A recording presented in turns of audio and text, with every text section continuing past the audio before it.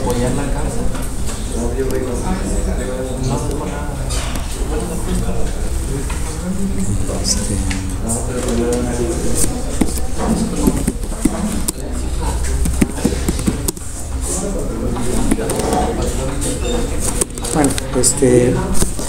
Bueno, vamos a empezar. Vamos a ver, pongan atención. Vamos a ver hoy nuestro programa servidor. O sea, la idea del curso es como ya comentábamos, trabajar sobre un servicio, ¿no? Entonces vamos a hacer nuestro propio servicio. Es un servicio muy sencillo, pero nos sirve para irlo haciendo desde cero, o sea, no era un servidor que ya está todo configurado y todo hecho, ¿no? Entonces, vamos a, bueno, voy a pasar el código fuente, voy a pasar ahí. Entonces,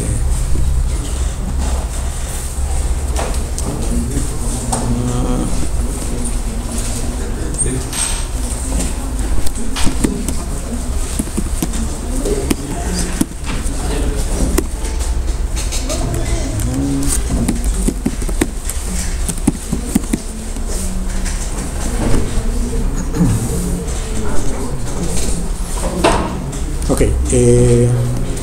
bueno, voy a hacer aquí un directorio.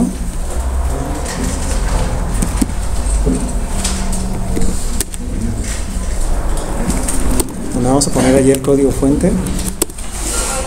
Ahorita no tenemos nada ahí, pero dejen ver en dónde lo tengo. No,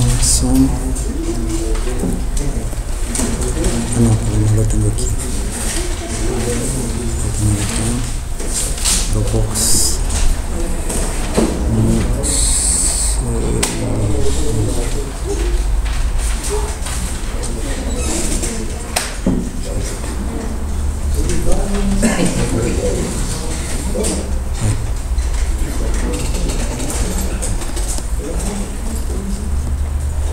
Este y este. Déjenme ver si son esos.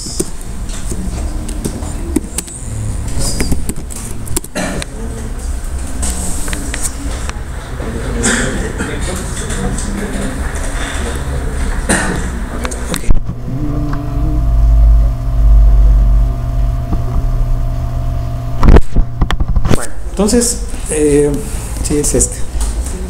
Vamos a empezar con este código. Ahorita es un servidor muy sencillo. Y a lo largo del curso pues vamos a ir metiendo cosas para hacerlo algo mucho más completo, como un servicio del sistema.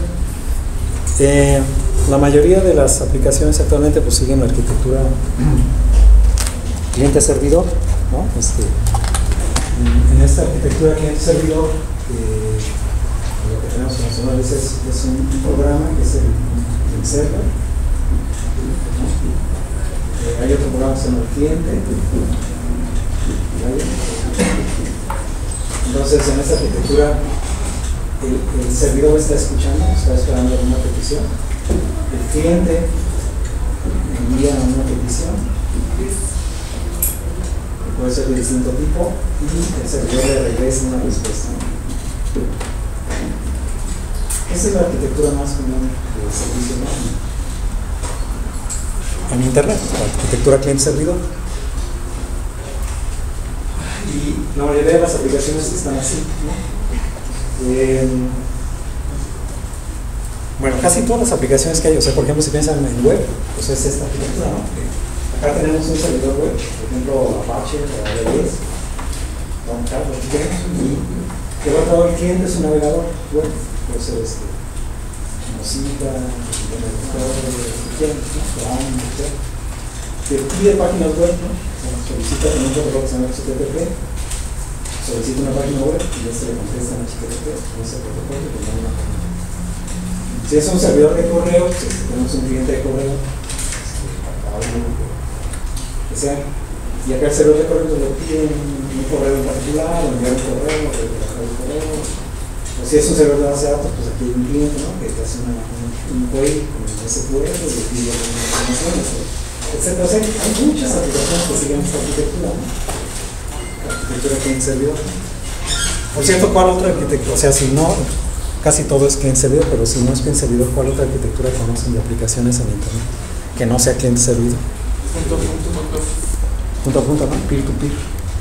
Peer-to-peer sería una donde no hay servidor centralizado, ¿no? Sino, por ejemplo, en el caso de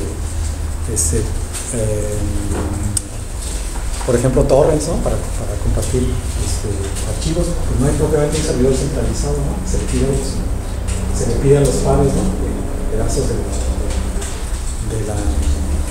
un archivo en específico, qué sé yo. Entonces, eso es otra manera de trabajar en el peer-to-peer. Acá no hay como un servidor central y varios métodos. Entonces, nosotros vamos a ver cómo se programa un servidor. Entonces, ¿cómo se programa un servidor? Pues hay varias alternativas, ¿no? Están bueno, una es la que vamos a ver, que es de bajo nivel, que es a través de sockets. Otra es a través de llamadas de procedimiento remoto, o VPCs. Otra es a través de algo parecido, que sería estilo Corva. O sea, petición de objetos remotos. En fin, hay como varias alternativas, pero nosotros le vamos a mostrar la más común, que finalmente es la que más se usa. Bueno, actualmente pues también se usa mucho web services, ¿no? Que es montar a través de web, también usando HTTP, enviando XML o JSON, pues un poco más moderno. Pero en el fondo la idea es más o menos la misma. Entonces, aunque se usan mucho web services, todavía la gran mayoría de los servicios es a través de sockets, entonces se programan usando sockets. Entonces nosotros vamos a ver esta implementación de un pequeño servicio a través de sockets, ¿ya? Bueno, entonces este es el código del programa servidor del server en lenguaje C. Y vamos a ver, vamos a ir explicando qué se hace en cada parte del código. Y luego vamos a ver después la parte del cliente. Bueno, entonces más o menos están familiarizados con el lenguaje C. No tanto. Bueno, pues si no, pues es muy parecido a Java, ¿no? Pues, de hecho, Java deriva de C, entonces la sintaxis es muy similar. Pero, por cierto, ¿qué lenguaje de programación aprendimos que puede ser que más en Java? Pues deberían haber aprendido C. Fíjense que sí, luego a veces cuesta, o sea, si se ha aprendido Java y luego se quiere aprender C, es más difícil que hacer lo contrario, ¿no? Porque hagan de cuenta que es como cuando si no saben manejar, imagínense que cuando se enseñan a manejar primero aprenden automático. Si primero aprenden automático y luego quieren aprender manual o transmisión estándar, cuesta mucho trabajo, ¿sí? Porque manejar automático pues es más tranquilo, ¿no? Es puro freno y aceleración y nada más. Y en cambio en transmisión manual pues está haciendo cambios, ¿no? Pues se complica mucho. Y hacer lo contrario, pues o sea, si saben manejar manual, transmisión estándar, pasar automático se ha muerto de la risa, ¿no? Es algo similar, pues se deben de haber primero aprendido C, porque las cosas son más por las piedritas, y ya después es mucho más tranquilo pasar a Java, porque muchas cosas ya no, por ejemplo, no se hace reservado en memoria, no se manejan fundadores, pues es más tranquilo en muchos aspectos. Bueno, vamos a ver entonces cómo funciona esto. Primero, pues ahí están los includes de las librerías que vamos a ocupar. Hay varias librerías que ocupamos. STDIO pues es la librería para entradas y salidas. La librería estándar de Unix, que se ocupa para algunas funciones. String, la librería String la ocupamos porque luego hemos reservado memoria con mlog, y aquí viene esta función, la librería String. Luego vamos, types se utilizan algunas definiciones de tipo que después se usan en socket. Socket es la librería para manejo de sockets en Unix, que me permite utilizar sockets para comunicarme a través de la red. También la librería de Netinet, que es la de Internet, pues para manejo de protocolo TCP/IP. Todas las funciones de manejo de TCP/IP en Unix están en esta librería. Y la librería syslog, que como su nombre dice, es la librería para manejo de bitácoras, para poder escribir la bitácora, ¿no? Pues ahorita son por lo pronto las que ocupamos. Luego declaramos un arreglo de caracteres.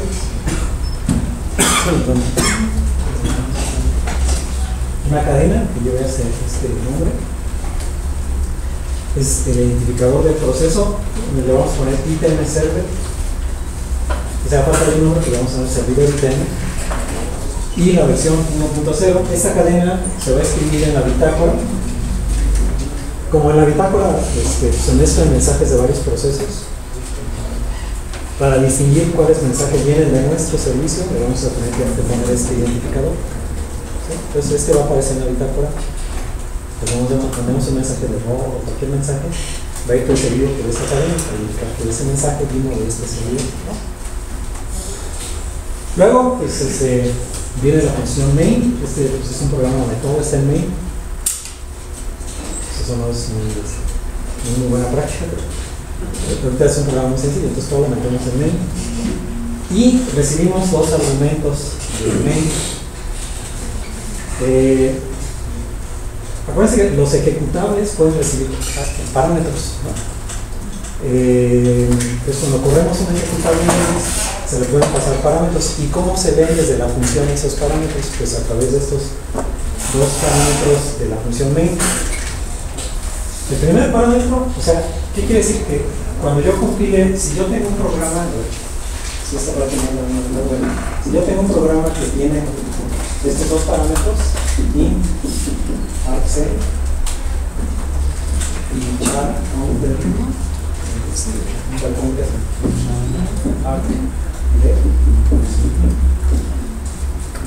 fíjense, el primero que es el primer parámetro es un entero,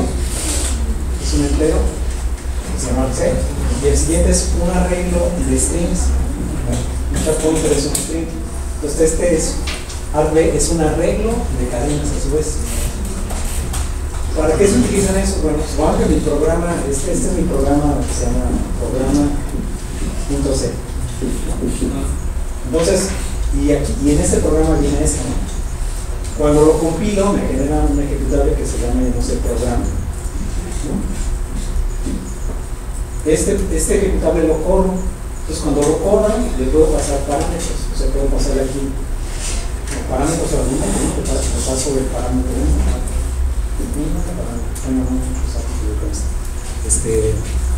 No sé,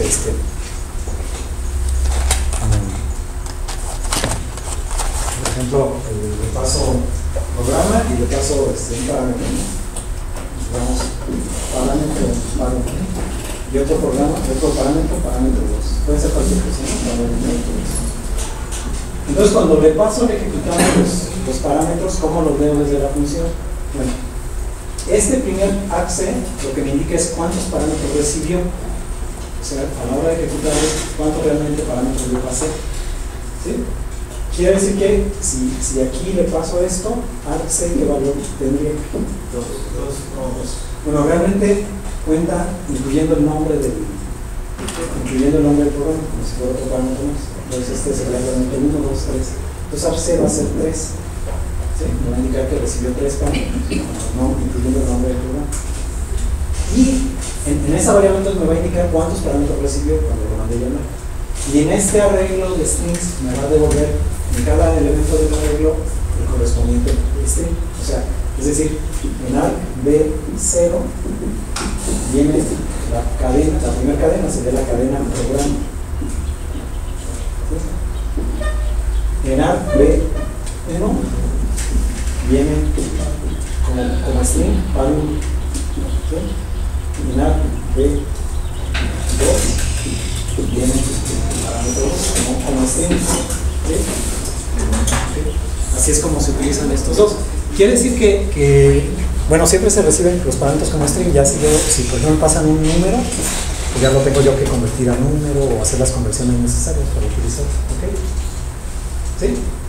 Pues aquí voy a recibir número de argumentos y cada argumento es una arreglo de strings. En cada elemento del arreglo el string correspondiente al argumento que me pasa. Bueno, entonces aquí declaro varias variables, se voy a usar después más adelante. Después lo vamos a ir viendo.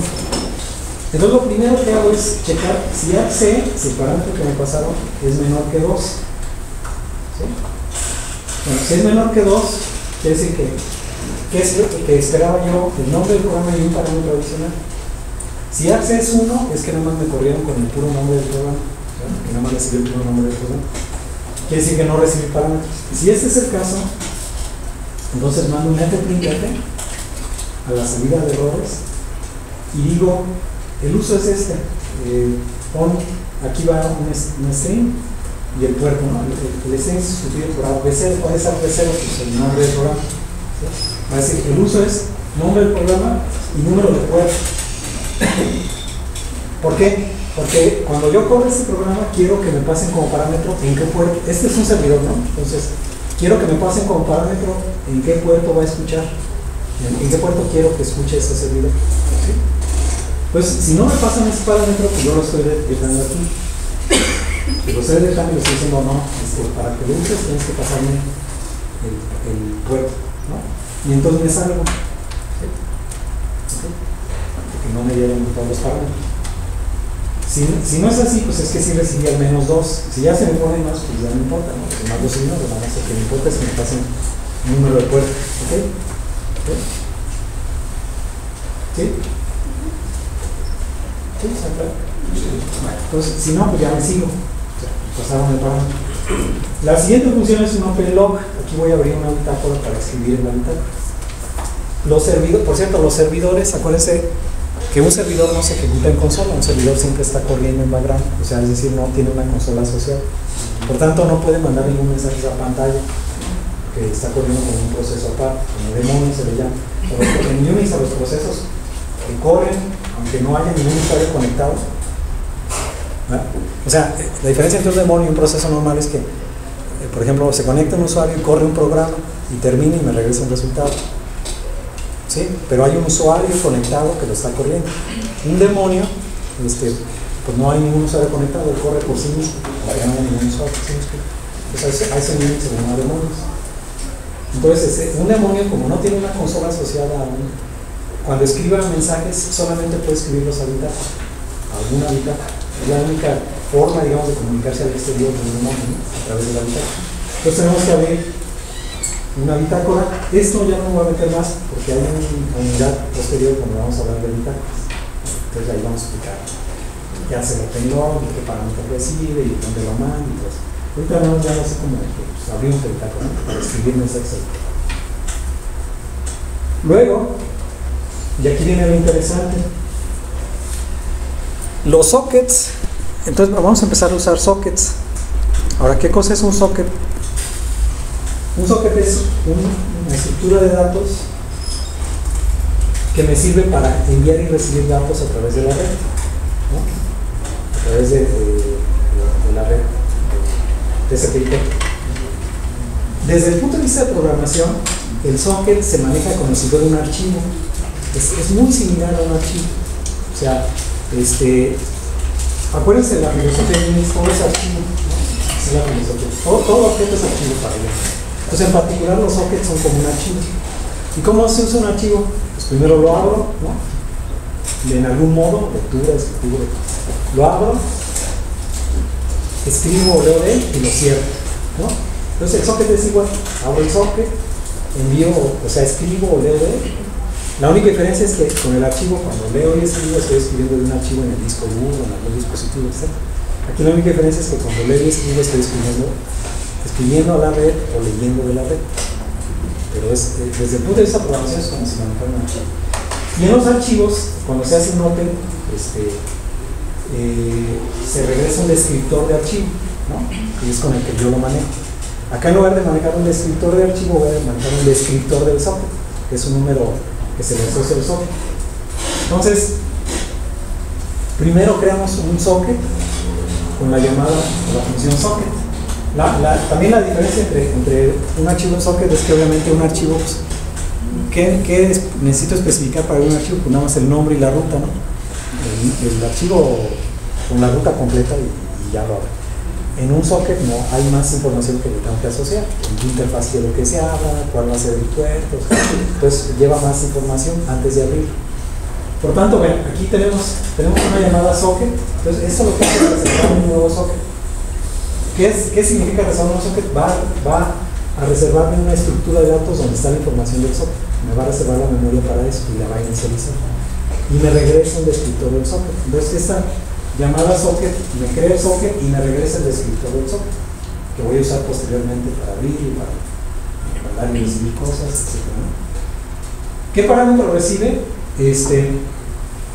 Bueno, el primero es de qué familia de sockets. Esta es la familia de socket en la que quiero crear. Hay varias familias de socket.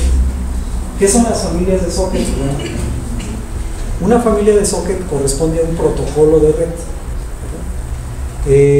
Por ejemplo, en nuestro caso, AFINET, la familia AFINET corresponde a los sockets que corren sobre el protocolo TCP/IP. ¿Sí? O sea, son sockets para usar sobre el protocolo TCP/IP. Salud. Gracias. Acuérdense, los sockets son estructurados para comunicarme a través de la red, pero en las redes hay muchos protocolos. No nada más, no todo en la vida es TCP/IP, hay más protocolos de red. Por ejemplo, está el X25, por ejemplo, es otro protocolo. Estaba antes el Friend Relay, por ejemplo, desde la prehistoria.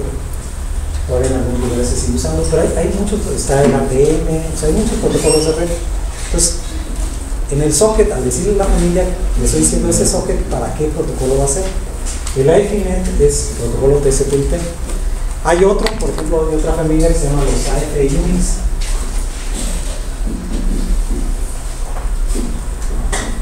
Los AF-UNIX también se usan mucho en Linux y todo Linux. Son sockets de tipo BSD. ¿A qué se refieren los sockets tipo BSD? Son sockets para comunicar un proceso con otro, pero esos no son a través de la red, sino que utilizan una especie de archivo temporal, donde ya escribe uno y lee otro. Desde el punto de vista del manejo es igual, es un socket, pues, ¿no? Esa es otra familia, la familia de los AF-UNIX. Hay otras familias, como el AF-X25, que como se lo dice, pues es sobre el protocolo X25, que es otro protocolo de red diferente, y así, ¿no? ¿Sí? Aquí al decirle AFINET, entonces le estoy diciendo que va a haber un socket para usarse sobre TCP/IP. ¿Okay? Luego viene el tipo de socket. También, dependiendo de la familia, pues va a haber varios tipos de socket. En el caso de AFINET hay básicamente dos tipos de socket. El socket datagram, y entonces el tipo type es ¿cómo se llama? Socket string.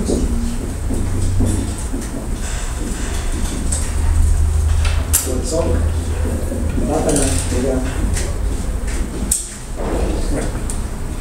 El socket de stream es que voy a usar ese socket orientado a conexión, ¿no? Y el socket datagram es que es no orientado a conexión, es usando datagram. Por lo tanto, el socket de stream va a correr sobre TCP, ¿sí? Se va a usar TCP. Y el socket datagram, va a correr sobre UDP. Entonces este es para que corra sobre TCP y este es para que corra UDP. ¿Sí? Okay. Entonces voy a usar socket stream cuando voy a abrir un puerto en TCP. Voy a usar socket datagram si voy a usar un puerto de UDP. ¿Ok? ¿Está claro? Entonces aquí le estoy diciendo que voy a usarlo sobre TCP, va a ser orientado a conexión. Y luego, dependiendo del tipo de socket, hay más parámetros. Hay un tercer parámetro que tiene que ver con aquello de si reseté el socket, otras cosas, pero como yo no voy a usar los demás parámetros, voy a usar los de default para usar. No importa que separe. ¿Sí? Entonces, ¿qué hice en esta llamada? Crear un socket de TCP/IP que corre sobre TCP. Voy a usar el TCP como un protocolo de transporte. ¿Okay? Sí. ¿Qué me regresa? El descriptor del socket, que es un número entero. Si el descriptor del socket es negativo, es -1, significa que no lo pudo crear. ¿Sí? Por alguna razón.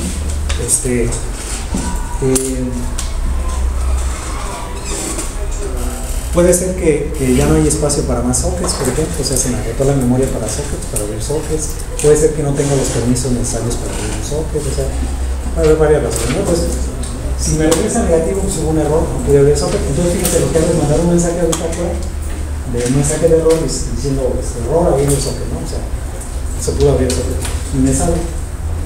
¿Sí? Si me regresa algo mayor que 0, pues entonces todo va bien, o sea, lo pude abrir, ¿no? ¿Ok? Después, ya, esto lo único que hizo fue reservarme la estructura de datos del socket y dejarme en la lista para entonces yo ponerle parámetros.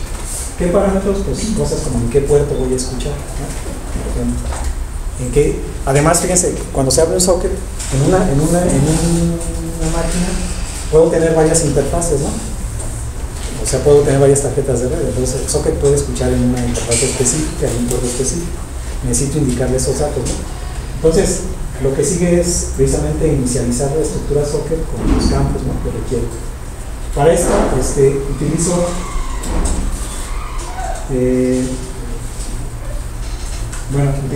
esta variable, setAddress,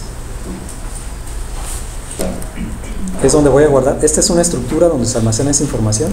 Esta la declaramos aquí arriba. Es estructura sockaddressIn. Esta sockaddressIn es una estructura que está declarada en el C-socket, que sirve para almacenar información de un socket de tipo TCP/IP. Ahí se guarda la dirección, el puerto, etcétera, permisos y eso. Y voy a ocupar dos estructuras, una para guardar la información del servidor y otra va a ser para guardar la información del cliente que se conecte cuando se llegue a conectar.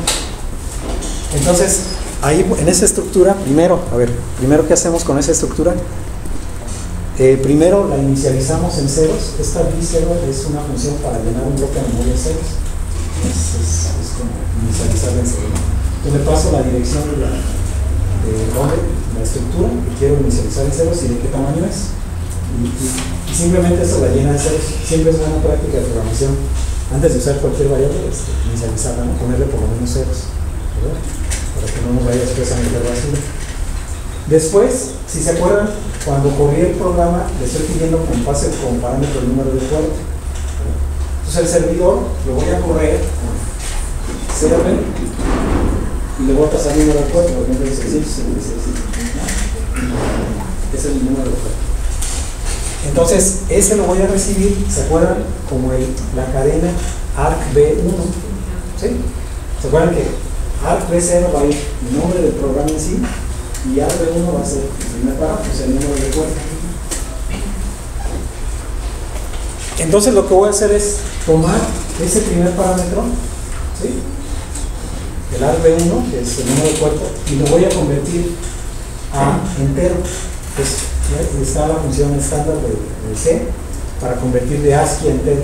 Pues es el A2B, es conversión de una cadena en ASCII a su valor entero. Aquí recuerden, me va a llegar argv1 va a ser la cadena así, cadena 666, pero como cadena, ¿no? Yo la quiero convertir al número 666. Entonces en esta función la convierto al número 666 y la guardo en la variable porno, que es el número de porno, ¿no? ¿Ok? Después, entonces aquí guardo el número de puerto. Después pongo qué familia de socket voy a usar, AFINET. ¿En qué dirección es la source address? ¿En qué dirección voy a escuchar? Puedo tener varias direcciones simples, la 127.0.0.1 y las que tenga, ¿no? Aquí le estoy diciendo in address any, quiere decir que este servidor va a escuchar en todas las interfaces que estén disponibles, ¿sí? Pero podría ponerle una dirección específica. ¿Okay? Aquí le digo, vas a escuchar en cualquier dirección IP que tengas disponible, ¿sí? Y después guardamos el número de puerto, ¿sí? Fíjense que entonces en esta estructura, en este campo, en el 5, se almacena el número de puerto en el que va a escuchar el socket. Y estoy guardando el port no, que tengo que convertir el parámetro que me pasa. Pero fíjense, hay una función aquí que se llama H2NIS, sería host to network signer. Aquí hay también un detalle importante que mencionar. Estamos haciendo una conversión del entero. Entonces,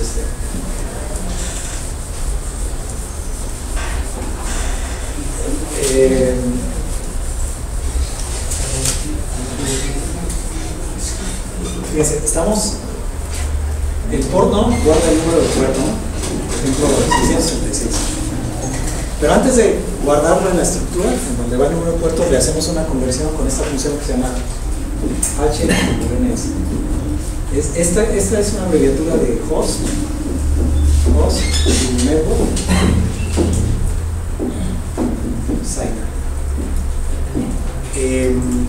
¿Para qué sirve esa conversión? Fíjense que se cambia la representación de un entero con signo, por eso se le llama signer. Va a cambiar la conversión de un entero con signo de formato de host a formato de red. ¿Qué quiere decir eso de cambiar de formato de host a formato de red? Cuando se programan aplicaciones para que funcionen en la red, para la red, o sea, las aplicaciones que hay que tener mucho cuidado de que cuando se envíen o se reciban datos, sobre todo cuando estamos programando a bajo nivel, como es el caso, los números o los datos no siempre tienen la misma representación en diferentes máquinas. A ver, no sé si me explico. Por ejemplo, imagínense que yo hago un socket y en el socket mando un entero, o sea, tengo una variable entera, ¿no? int x. Y la escribo, y esa variable es int, como int. La escribo en un socket y la mando por la red. Y del lado del cliente, yo programo el cliente y le digo, vas a leer un entero del socket. Entonces el otro tiene una variable y lee del socket esa variable y. Aparentemente diríamos, pues es muy sencillo, ¿no? Mandas el entero de un lado y del otro lado, pues el cliente recibe ese entero. Ahora la pregunta es, ¿cuántos bytes escribe el servidor y cuántos bytes recibe el cliente?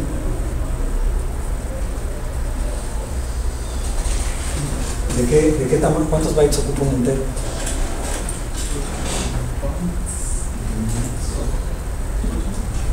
¿De cuántos son? O bits, digamos, ¿cuántos bits ocupa un entero?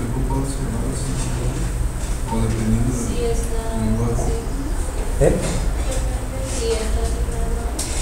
No, el tamaño es el mismo.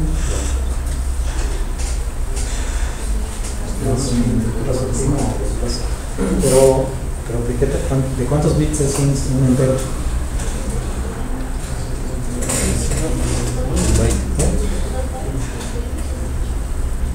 ¿Sí? O sea, de 16 bits. ¿Un entero?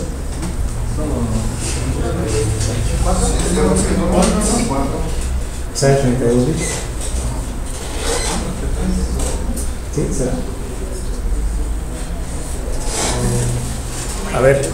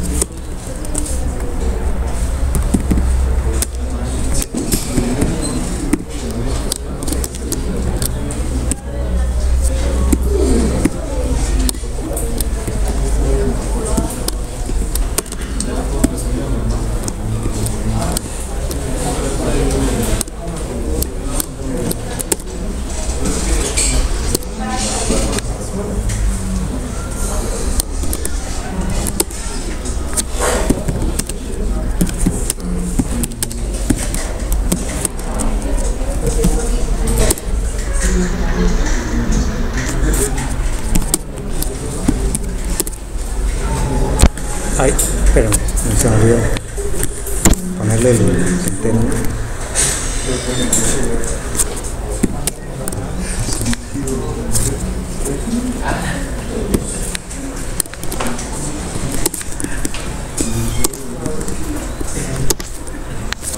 Cuatro bytes. Sí.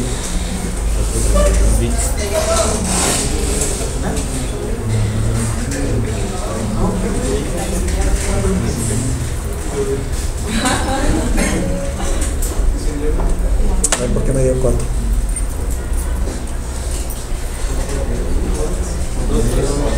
Son 4 bytes. Sí, 4 bytes.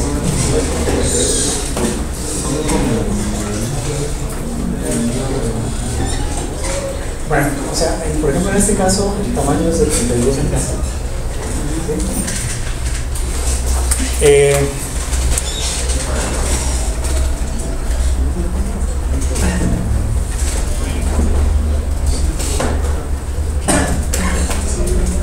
Bueno, déjame ver porque...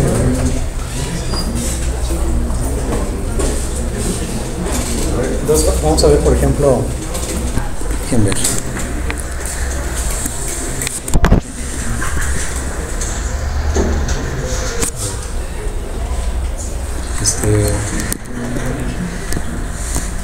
Vamos a ver el long, ¿cuánto es?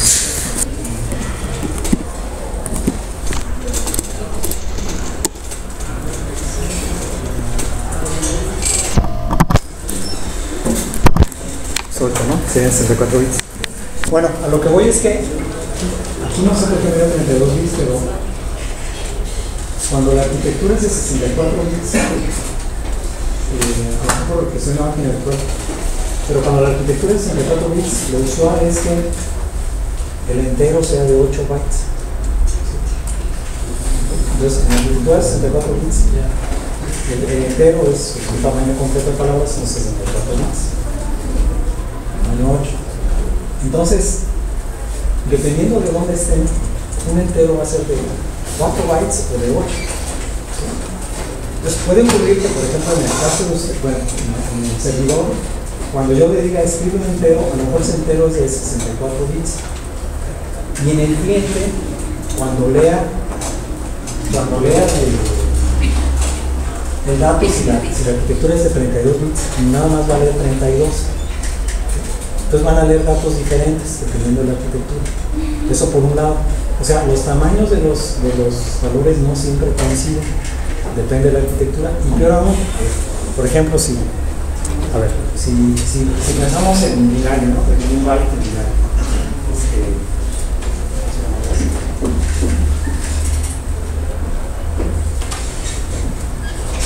¿Qué número es ese?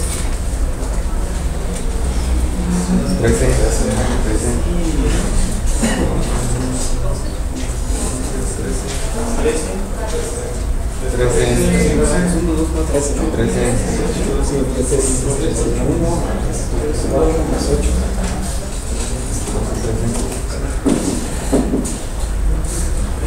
¿Sí? ¿Seguros? Sí. Porque aquí empezaron que supusieron que este es el menos significativo. ¿Sí? ¿Qué tal que este es el menos significativo? Entonces, ¿qué número sería?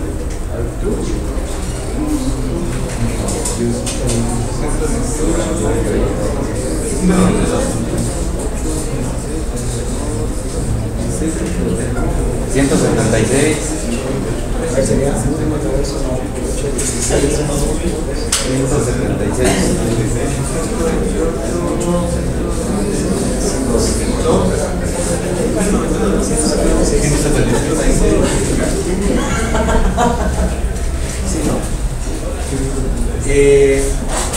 O sea, depende de cuál es el menos significativo, ¿no?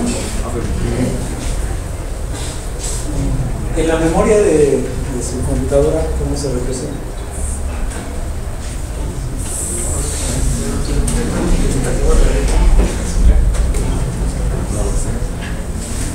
¿Cuál es la representación que usa en una arquitectura x86? Yo no me acuerdo, pero que está.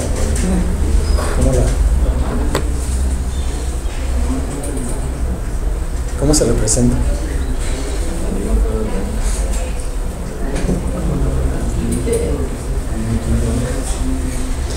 fíjense, déjame.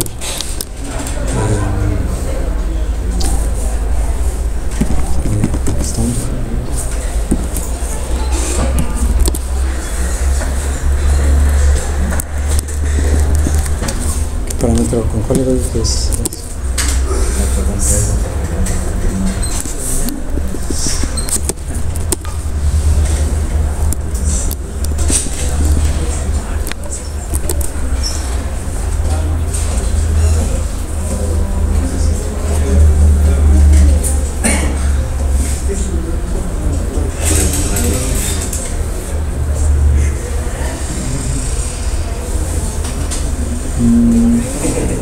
A ver, uno donde vengan números. No sé.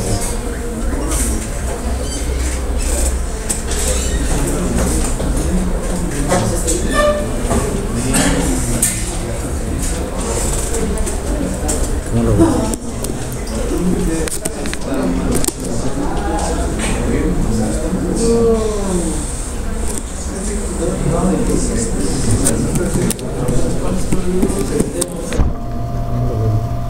Quiero ver cómo se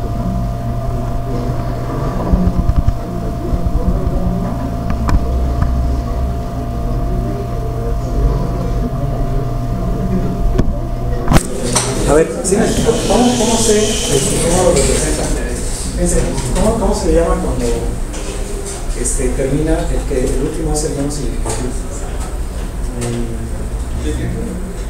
Sería líder de ¿no? Y el otro sería big endian.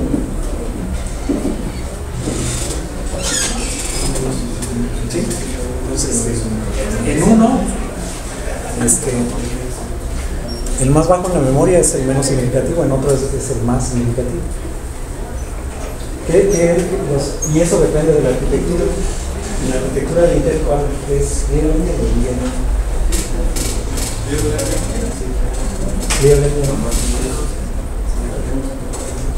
Pero puede ser que en otra arquitectura sea big endian, entonces la representación binaria es completamente distinta, ¿no? Sí, o sea, vamos al revés. ¿Sí? Entonces fíjense cómo el problema de enviar un entero pues no es tan simple, o sea, como escribir el entero y ahí va en el socket y luego otro lado con un entero, porque para empezar pueden ser de tamaños diferentes. En segundo lugar, la representación puede ser distinta, no puede ser líder endian, ¿sí? Por eso es que cuando esa es una complicación a la hora de programar aplicaciones de red, porque se tienen que representar las cosas de manera de que ambos lados la entiendan de qué se trata, ¿sí? Por eso, inclusive en aplicaciones con protocolos donde se recolecta información de varios dispositivos, cosas así, se utiliza una representación así genérica. Por ejemplo, no sé, está el ASN1. El ASN1 es una notación de sintaxis abstracta, ¿no? Es una manera de representar datos, inclusive datos complejos como cadenas o arreglos, de tal manera de que sea independiente de la arquitectura y de la aplicación, o sea, que cualquier máquina lo entienda, ¿no? Entonces, ese es un tema así, pues que mete complejidad a la hora de programar aplicaciones, ¿no? Y hay que, ustedes lo tienen que tomar en cuenta, ¿no? Entonces aquí, les voy a mostrar.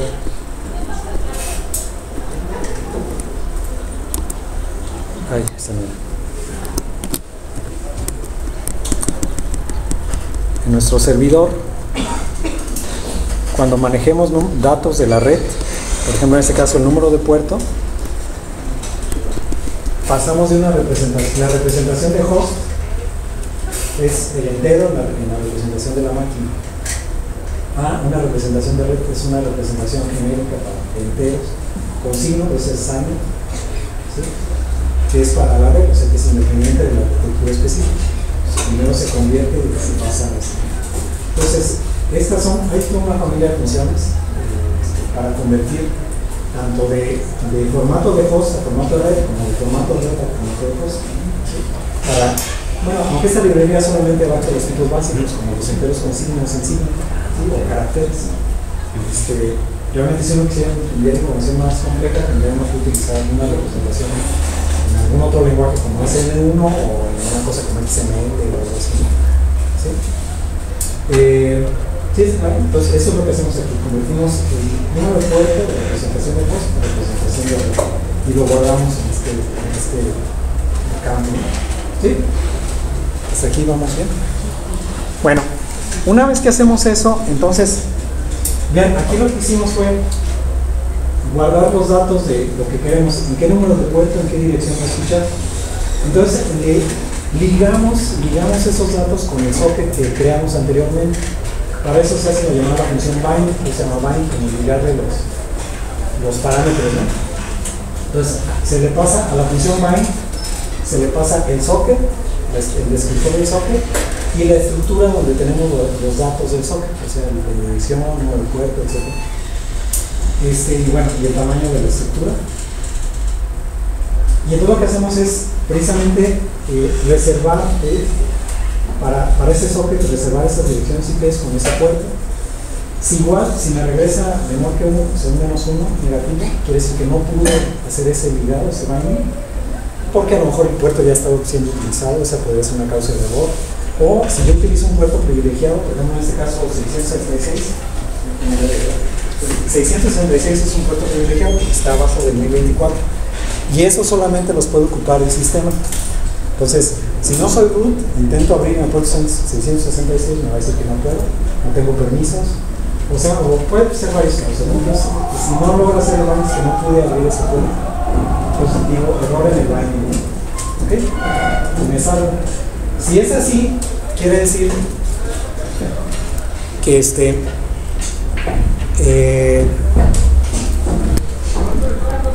que ya pude reservar ese puerto, ¿no? Y si ya lo puedo, entonces hago una llamada a la función listen. La función listen es, como su nombre lo dice, que ya se pone a escuchar peticiones en el puerto que yo le pasé el puerto 666. A partir de la llamada listen va a empezar a escuchar peticiones en el puerto 666. Recibe dos parámetros, el socket, qué socket va a escuchar, y el otro parámetro es cuántos clientes, este es el tamaño de la cola para atender con peticiones de los clientes. En este caso es un tamaño 5. ¿Qué quiere decir el tamaño de la cola? Bueno, cuando se conecte un cliente, o sea, recibe una petición de conexión, lo va a atender, ¿no? Y va a estar ocupado con ese cliente. ¿Qué pasa si mientras está ocupado con ese cliente le llega otra petición de conexión? Lo va a guardar en una cola, ¿no?, de peticiones pendientes hasta que no suelte al primero y entonces lo pueda atender a él. ¿Cuántas peticiones va a guardar en cola mientras está atendiendo uno? Va a ser máximo 5. ¿Sí? Entonces va a guardar 5 peticiones en la cola. Si llega uno más, va a rechazar la conexión. ¿Okay? ¿Sí? Entonces pues no es un tamaño muy bueno, 5 pues es muy poquito, pero o sea, puede uno ponerle aquí un número muy grande, porque 1024, para que entonces pueda recibir simultáneamente muchas y no cortarlas, sino guardarlas y que se esperen a que pueda atenderlos. ¿Okay? Un proceso nada más puede atender una conexión a la vez. ¿Sí? Eso quiere decir que nuestro servidor no es muy bueno porque nada más podría atender una conexión al mismo tiempo. ¿Sí? Y hasta que no termine esa conexión puede atender a otras. Después vamos a ver estrategias para poder atender simultáneamente varias conexiones a la vez. Ahorita por lo pronto nada más podemos atender una a la vez. Si llegan más, les va a guardar una cola de tamaño 5. Si se rebasa esa cola, pues ya se les dice, va a rechazar la conexión y el cliente va a decir, no me puedo conectar, ¿no? Entonces, escuchamos. Ahora, bueno, también vamos a recuerden que hay otra estructura en donde guardamos la información del cliente. Entonces aquí guardamos el tamaño de esa estructura. Mandamos un mensaje de bitácora indicando que estamos esperando peticiones en qué puerto, nada más para avisar que ya estamos esperando peticiones. Y luego vamos a entrar en un ciclo infinito. Vean, es un while 1, es un ciclo infinito. En el ciclo infinito vamos a estar atendiendo peticiones. ¿Qué hacemos en el ciclo infinito? Primero, vamos a hacer una llamada a la función accept. La función accept es una función que me va a bloquear el proceso y lo va a liberar cuando le llegue una conexión, cuando alguien se conecte con él, o sea, le llegue una petición. Aquí se va a quedar bloqueado y se va a desbloquear cuando ya alguien se conecte. Cuando alguien se conecte, entonces va a regresar de la función. ¿Qué recibe como parámetros? El socket en el que voy a escuchar, ¿sí? En el que estoy escuchando, la estructura en la que voy a guardar la información del cliente que se conecte. O sea, cada vez que se conecta un cliente en esta estructura se va a almacenar la información del cliente. ¿Qué información es? La IP desde la que se está conectando el cliente y de qué puerto se está conectando el cliente, ¿sí? Entonces le pasamos la estructura y de qué tamaño es la estructura, ¿no? ¿Sí? Entonces aquí se va a quedar bloqueado hasta que un cliente se conecte. Cuando ya el cliente se conecte, se regresa a la llamada y me va a regresar el descriptor de un nuevo socket. Esto es muy curioso porque cuando se conecta un cliente se abre un nuevo socket para atender a ese cliente, ¿sí? Ahorita no nos va a servir de mucho porque nuestro servidor no es multiproceso. Ya después cuando hagamos multiproceso sí nos sirve crear un nuevo socket. Bueno, todos los digamos, aquí me regresa un nuevo descriptor de socket, ¿no? Si ese nuevo descriptor de socket es negativo, quiere decir que hubo un error en la conexión, algo pasó, la conexión se cayó, qué sé yo, entonces mando un error a la bitácora y me salgo, no se pudo conectar el cliente. ¿Okay? Si no, pues mando un mensaje de bitácora diciendo ya se conectó el cliente. ¿Okay? Entonces, si se conectó el cliente, ya puedo empezar a leer y escribir el socket. ¿Okay? Vean, primero voy a usar un buffer para de ahí, en ese buffer, leer cosas del socket. El buffer primero lo inicializo en ceros. Esta es una función para inicializar en ceros. Inicializa el buffer, que es de tamaño 256 bytes. Voy a usar 256 bytes para leer el socket y lo voy a inicializar en ceros. Y si se fijan, lo que hago es hacer un read, como si se tratara de un archivo. Voy a leer del socket. Voy a leer del socket nuevo, que se abrió cuando se hizo la set. Del socket nuevo voy a leer a la memoria buffer, o sea, todo lo que lea del socket lo voy a pasar al buffer y voy a leer un máximo de 255 caracteres. ¿Sí? ¿Por qué 255? Voy a reservar por lo menos uno para el fin de cadena, lo voy a leer como si fuera una cadena, entonces por lo menos el último para el fin de cadena, ¿no? Entonces, esta función read me regresa cuántos bytes realmente leyó del socket. ¿Sí? Es decir, yo le estoy diciendo que voy a leer máximo 255, pero no quiere decir que el cliente me envió 255, me envió menos. Entonces, esta función me dice cuántos bytes realmente recibió del socket. Si este n es negativo, quiere decir que no pudo leer, o sea, un error de leer el socket. Entonces, mando un mensaje de bitácora de error, y digo error leyendo el socket y me salgo, o sea, un problema de leer el socket y me salgo, ¿no? Si no, quiere decir que sí leí del socket. ¿Qué recibí del socket? Bueno, se supone que el cliente me va a enviar un mensaje. Entonces, lo que hago es mandar a bitácora cuál fue el mensaje que recibí del cliente. ¿Okay? Entonces, estoy mandando el mensaje de bitácora del buffer, el contenido del buffer. ¿Sí? ¿Qué es lo único que estoy haciendo? Pues, o sea, alguien se conectó conmigo, me va a mandar un mensaje a través del buffer, yo leo ese mensaje y lo escribo a bitácora. ¿Ok? ¿Sí? Es todo lo que hago. Y luego le escribo, vean, ahora hago un write, ahora escribo en el socket para contestarle al cliente. ¿Sí? ¿Qué escribo? Bueno, escribo en el nuevo socket y le escribo esta cadena. Ya leí tu mensaje, que es una cadena de tamaño 18 bytes. Entonces escribo esa cadena y se la mando al cliente. ¿Sí? Nuevamente, este write me regresa como resultado el número de bytes efectivos que escribió en el socket. ¿Sí? Si este número es negativo, quiere decir que no pude escribir, entonces mando un mensaje de bitácora, no pude escribir en el socket y ya me boto. En caso contrario, pues ya cierro el socket, hago un close, como si fuera un archivo, close del socket. ¿Sí? Y vuelvo a empezar el ciclo de escuchar otra conexión. ¿Ok? ¿Y está claro? Vean que, entonces, ¿qué hace nuestro servidor? Algo sumamente trivial. Va a abrir el socket, va a esperar que el cliente le envíe un mensaje, recibe el mensaje, ese mensaje lo escribe en bitácora y le contesta, le dice, ya recibí tu mensaje. Y se desconecta. Es todo lo que hace y así lo va a hacer con el siguiente cliente y así con el siguiente. ¿Ok? ¿Sí? ¿Cuándo termina? Pues nunca, ¿no? ¿Okay? un servidor nunca termina, porque va a estar aquí escuchando conexiones. Entonces, vean que entonces un servidor o un demonio debe estar programado para estar corriendo todo el tiempo, escuchando conexiones. ¿Cómo se para entonces? Pues el sistema tiene que pararlo, eso lo vamos a ver más adelante, ¿no? Señales del sistema. ¿Sí? Pero el programa en sí nunca termina, o sea, debe estar en ese ciclo esperando conexiones. ¿Sí? ¿Dudas hasta aquí? ¿No? Yo sí con el hacer, no me quedó muy claro funcionando. Es que ya que abriste el socket y estás escuchando conexiones, en la función hacer ahí le indicas que se quede esperando a que alguien se conecte, o sea, le llegue una petición de conexión. ¿Sí? Y cuando aquí se va a bloquear, o sea, se va a quedar cuando le llega una petición, entonces regresa de esta función. Ahora sí regresa, y en esta estructura me regresa quién se conectó, la información de quién se conectó. Aquí no lo estoy usando en ningún lado, pero podría usarlo para extraer la IP del que se conectó y decir, se conectó de tal IP o de tal puerto, ¿no? ¿Sí? Sí.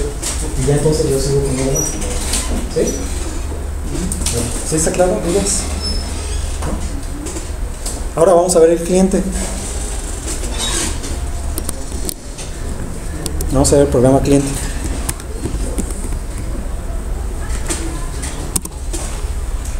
Bueno, es muy parecido, pero las cosas son más simples del lado del cliente. ¿Se fijan? Ahora el cliente igual recibe parámetros, pero en el caso del cliente vamos a recibir dos parámetros. Uno es, el cliente se va a conectar al servidor, entonces le tienen que indicar al cliente cuál es la IP del servidor y a qué puerto, y en qué puerto está escuchando el servidor. Entonces recibe dos parámetros, la IP del servidor y su puerto en el que escucha el servidor. Entonces tengo que checar que el número de parámetros sea mayor o igual que 3, ¿no? Si es menor que 3 es que se me olvidó algún parámetro, entonces tengo que poner error. El uso es el nombre del programa, nombre del host y puerto. ¿Okay? O sea, el cliente debe indicar dónde está el servidor, cómo se llama el servidor y qué puerto escucha. ¿Okay? Si no me dan eso, pues entonces le indico, no se usa así, se usa así y me salgo. Si me pasan los dos parámetros, fíjense que primero en el tercer parámetro se llama ARB2, luego se ARB0, ARB1 y ARB2. En el tercer parámetro ARB2 voy a tener el número de puerto. Pues agarro el número de puerto y lo convierto en texto. ¿Sí? Luego voy a crear un nuevo socket, hago la llamada socket, va a ser un socket de la familia TCP/IP en internet, va a ser un socket de string, o sea, TCP. Si el socket, el descriptor socket es negativo, pues un error al abrir el socket, entonces marco error y me salgo. En caso contrario, en ARB1 me van a pasar el nombre o la IP del servidor. Si es el nombre, lo tengo que convertir a una IP, ¿no? O sea que hay dos opciones, me dan la IP o me dan el nombre, por ejemplo server.itmodelio. Si me dan el nombre, entonces primero lo tengo que convertir a IP, ¿no? Entonces hago una llamada a la función getHostByName y le paso la cadena del nombre. El getHostByName hace una consulta al servidor de nombres para que me regrese la IP. Entonces aquí me regresaría la IP. ¿Sí? Bueno, este es un apuntador, una estructura que tiene la información de la IP. Si ese apuntador es nulo, quiere decir que no se pudo encontrar ese host y me marca un error, que no existe el host. ¿Sí? Entonces aquí marcaría un error. Si es diferente de nulo, entonces quiere decir que sí se encuentra el host, ¿no? Y entonces ahora sí inicializo la información del socket. Primero inicializo la estructura de información del servidor en ceros, luego le digo que la familia del socket es IPnet, luego le pongo copio con este bcopy, de lo que obtuve acá con el getHostByName, copio la dirección IP, que sería el host address, lo copio al server address, al socket address de esta estructura, y inicializo el número de puerto, o sea, le doy la IP del servidor y el número de puerto en el que me escucha el servidor. Y ahora hago un connect. El connect, lo que hace la función connect es enviar una petición de conexión. Este connect le paso el socket en el cual voy a hacer conexión y a qué servidor, la información del servidor al cual voy a hacer el connect. En esta estructura viene la información, viene la IP el número de puerto. Si regresa un número negativo, es que un error, o sea, no se pudo conectar, entonces hay un error conectado. ¿Sí? Si me regresó un número positivo, entonces quiere decir que todo estuvo bien y se conectó al servidor. ¿Sí? Si se conectó al servidor, entonces le pido al usuario un mensaje, le digo, por favor, da tu mensaje, ¿no? Entonces el usuario tiene que teclear un mensaje. Voy a guardar el mensaje en un buffer, entonces inicializo el buffer en ceros, el buffer va a ser de resolución 56 caracteres, y luego un fgets. El fgets lo que hace es leer del teclado un mensaje. Voy a leer un máximo de 255 caracteres, lo voy a almacenar en buffer y lo voy a leer de stdin, que es la entrada estándar, o sea, el teclado, ¿no? ¿Sí? Leo el mensaje y ya que lo leí en el buffer, lo escribo al socket, hago un write. ¿Sí? Escribo al socket lo que viene en buffer, el tamaño de buffer. Con eso, lo que me copió el usuario lo va a mandar al servidor. ¿Okay? ¿Sí? Esto nuevamente me regresa, como se acuerdan, me regresa el número de bytes que le escribió en el socket. Si ese número de bytes es negativo, quiere decir que no pudo escribir el socket, entonces mando un error porque hubo un error al escribir el socket y me sale. En caso contrario, que sí pudo escribir el socket. ¿Qué sigue? Pues leer la respuesta del servidor. ¿Okay? Entonces, vuelvo a inicializar el buffer en ceros, o se lo vuelvo a borrar en ceros, y ahora un read del socket. Voy a leer del socket lo que me mandó en buffer, máximo 255. Nuevamente me regresa el número de bytes que leyó del socket. Si ese número es negativo, es que no pudo leer el socket, no fue un error, me sale. En caso contrario, pues sí pude leer la respuesta del servidor, imprimo la respuesta del servidor y ya termino. ¿Sí? Entonces el cliente es muy simple, lo único que es leer una cadena del cliente, bueno, del usuario, lo manda por el socket al servidor, me espera que me conteste el servidor y imprimo en pantalla que me contestó el servidor. Facilísimo, ¿no? ¿Sí? Pero es para ilustrar el uso de eso. Así de simple es el uso de socket, ¿no? O sea, read y writes, puro read y writes, ¿no? Y es como me comunico cliente-servidor. Vamos a compilarlos y ver cómo corren, ¿no? Entonces, a ver, vamos primero a compilar el servidor.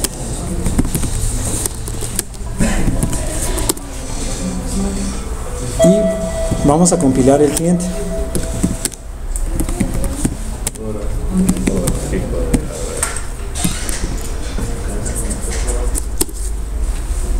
A ver, fíjense, vamos a correr server. Vean que si lo corro así, me dice no, el uso es server y puerto, ¿no? Entonces le tengo que poner server y el puerto en el que voy a escuchar. A ver, creo que no corrió porque no soy no soy root, ¿no? Entonces en bitácora, vamos a ver la bitácora.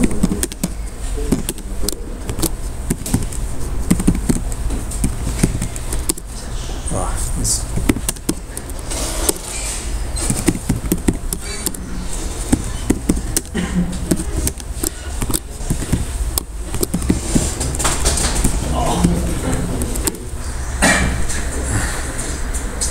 No, pues de hecho otro no, así nada más.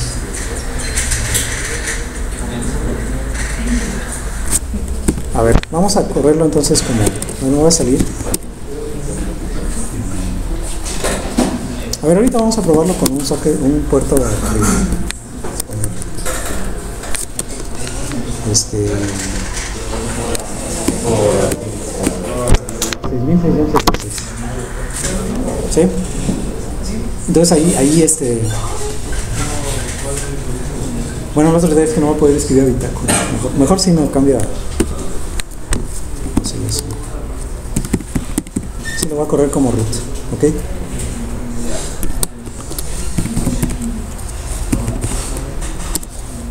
Ahí está. A ver, voy a abrir. Entonces ahí está corriendo, ¿no? Vamos a abrir otra sesión.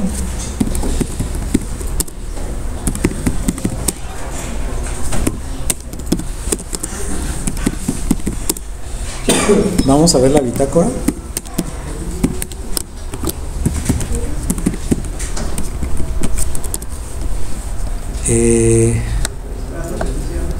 Bueno, si se fijan, esta era la anterior, ¿verdad? El puerto 6600. Esta es la que vamos a correr, esperando que utilicemos puerto 666. Aquí está la cadena que les decía. El identificador, ¿no? Sí, nuestro ITM0 1.0, este es el número de proceso, el 836. Y el mensaje, esperando que utilicemos en el puerto 666. Ahora vamos a correr un cliente. A ver qué gestos hace esto, ¿no?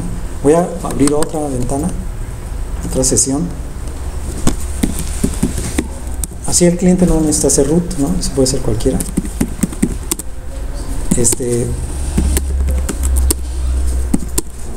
Vamos a correr el cliente. Fíjense, si le doy así client, me dice, no, tiene que ser hostname y port, ¿no? Entonces puedo ponerle localhost. El servidor está en localhost y el puerto es 666, ¿no? Entonces me dice, por favor, por cierto, acá en la bitácora ya me marcó, ¿sí? Cliente conectado, o sea, ya se conectó. ¿Sí? Entonces ya acá yo le doy famoso hola mundo y me contesta el servidor, me dice, ya tengo tu mensaje. ¿Sí? Y aquí está el mensaje, lo manda ahorita con todo lo que hace. ¿Sí? Aquí está el mensaje solamente. ¿Qué pasa si hay más de un cliente que se quiera conectar al mismo tiempo, no? Vamos a ver. Fíjense si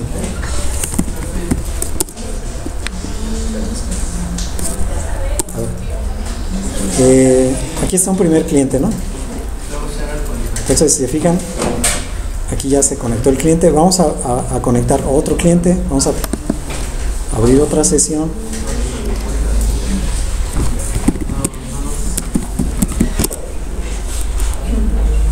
Perdón.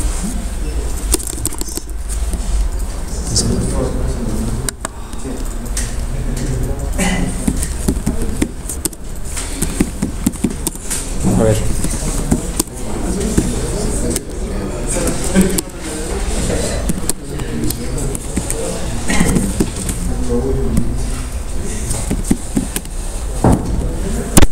Bueno, se fijan, o sea, no me sigue marcando nada más un cliente conectado. ¿Cuál era el primero que había abierto?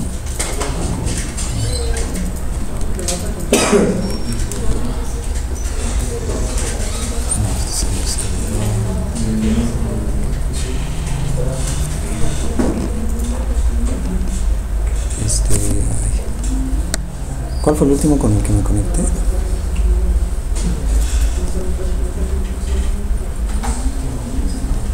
A ver, creo que era este. Este es el...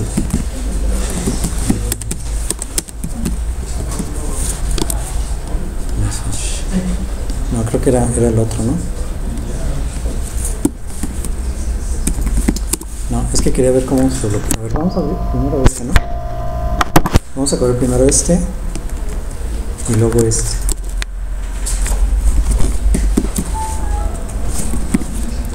¿Se fijan?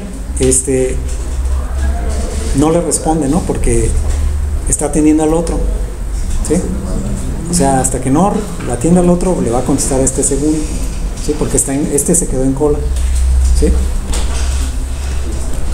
Entonces, hasta que no de aquí primero, se fijan, hasta entonces me contestó en el segundo, porque atendió a ese y luego ya me atendió el segundo, ¿sí? ¿Qué pasa si a ver, vamos a abrir varios. Ahí llevamos dos.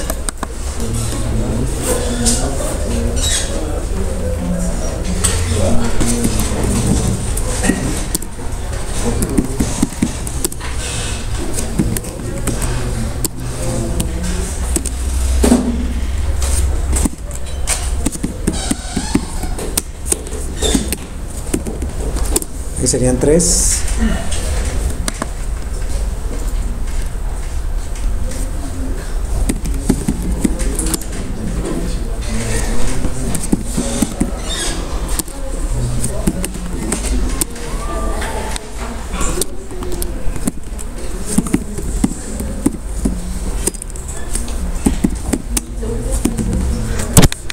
4.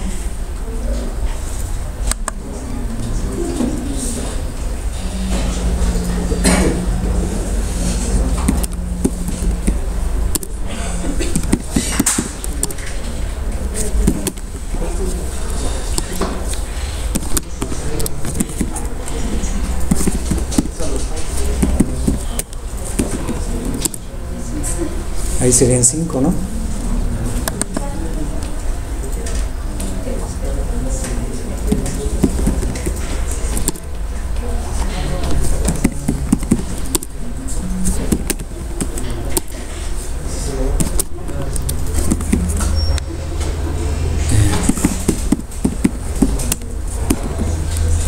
Este es el sexto, ¿no?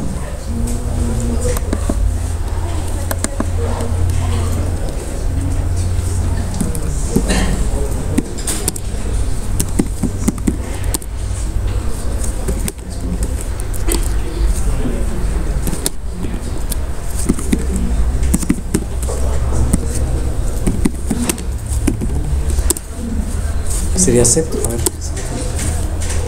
No, todavía se me lo admite.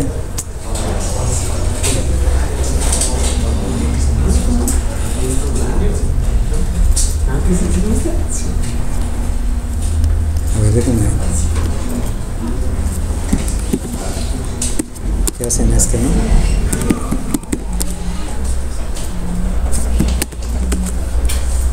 Ah, bueno, es que ahí todavía no se conecta.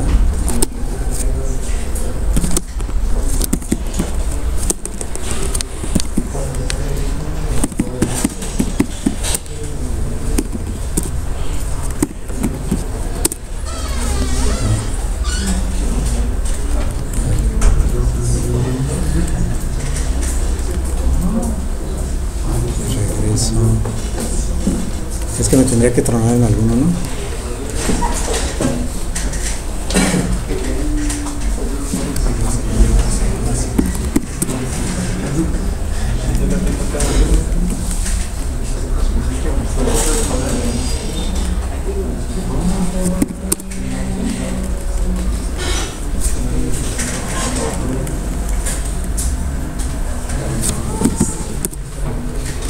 Uy.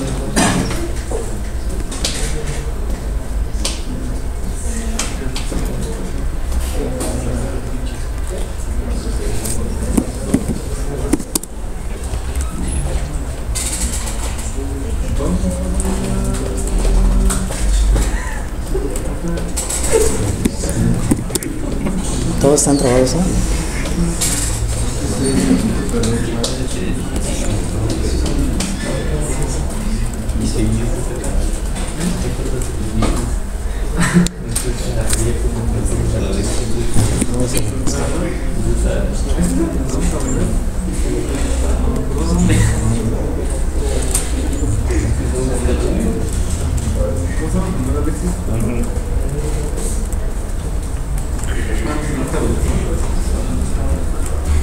Ellos se quedaron bloqueados todos.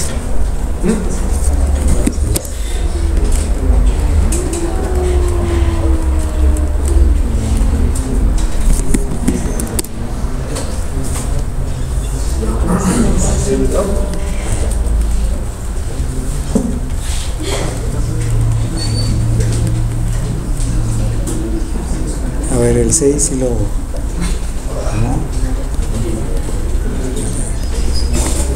El 6. El 7 sí contestó.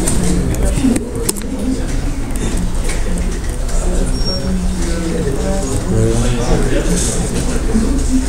3.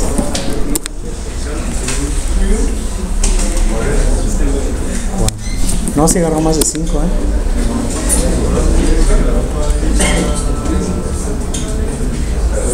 Es que 2 también. Sí. No, se contestó más de 5. Sí, los 7 los contestó. Bueno, en teoría debería de alguno haberlo tronado. A ver, pero sí ven cómo funciona, o sea, realmente hasta que no suelta uno, atiende a todos los demás. ¿Sí? Entonces no es lo que queremos, ¿no?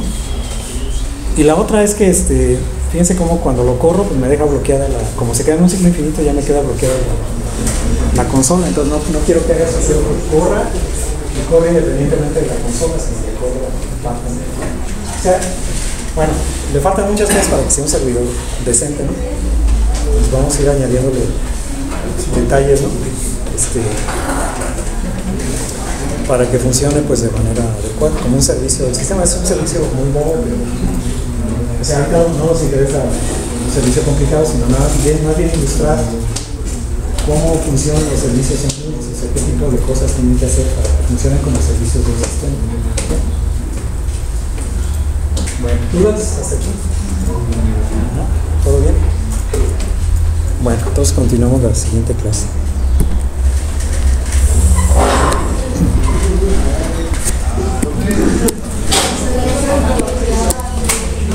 Los códigos nuevos.